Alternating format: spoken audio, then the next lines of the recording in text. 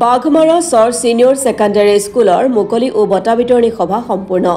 বাঘমাৰা চৰ senior secondary স্কুলৰ বিদ্যালয় সপ্তাহ উপলক্ষে মুকলি ও বঁটা বিতৰণী সভাৰ মুখ্য অতিথি বাঘবৰ বিধানসভা সমষ্টিৰ বিধায়ক চেয়াৰমান আলী আহমেদক অসমৰ জাতীয় উৎসৱ বিহু নৃত্যৰে উষ্ম আদৰণি জনোৱা হয়।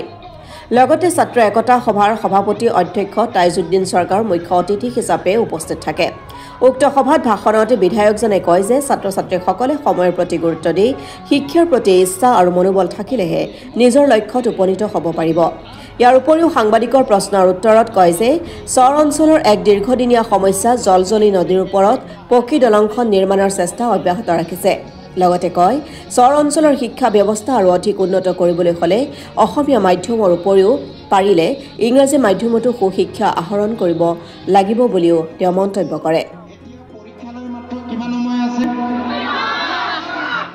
কেইজন ছাত্ৰ বা ছাত্ৰীয়ে হায়াৰ ছেকেণ্ডেৰী চূড়ান্ত পৰীক্ষাত 95% নম্বৰ পাবা। বুজি পাইছেনে কথাটো? কোনোবাই 9ৰ পৰা কিমান বছৰ এবাৰে জীয়াই থাকিব জানা নেকি? এবাউট 67। কিন্তু তোমালোকে জানা নাই আন কিছুমান দেশ যেনে মনাকো এখন সৰু দেশ, জাপান 86, 85। বুজি পাইছেনে কথাটো?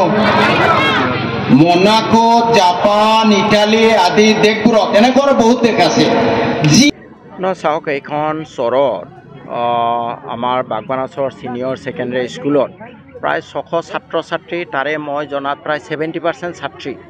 আমাৰ চৰাঞ্চলত মহিলাৰ শিক্ষাৰ প্ৰতি যি ধাউতি এইটো যথেষ্ট উৎসাহজনক।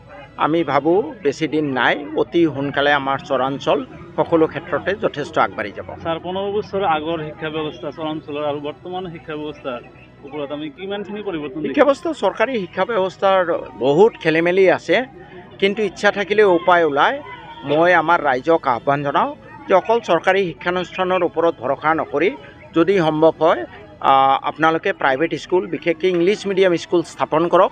চৰকাৰী শিক্ষানুষ্ঠানত সা সুবিধা নাই বুলিয়ে আপোনাৰ ল'ৰা ছোৱালীবোৰক ধ্বংস হ'বলৈ এৰি নিদিব।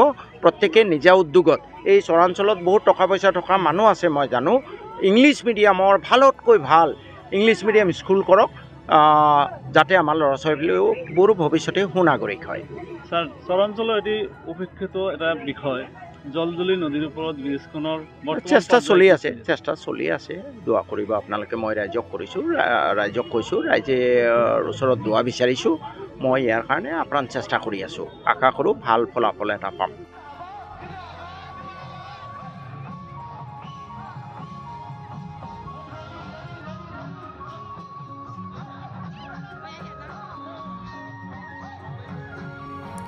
বাঘমাৰা চৰৰ পৰা নুৰজামাল হুছেইনৰ ৰিপৰ্ট, অসম টুডে।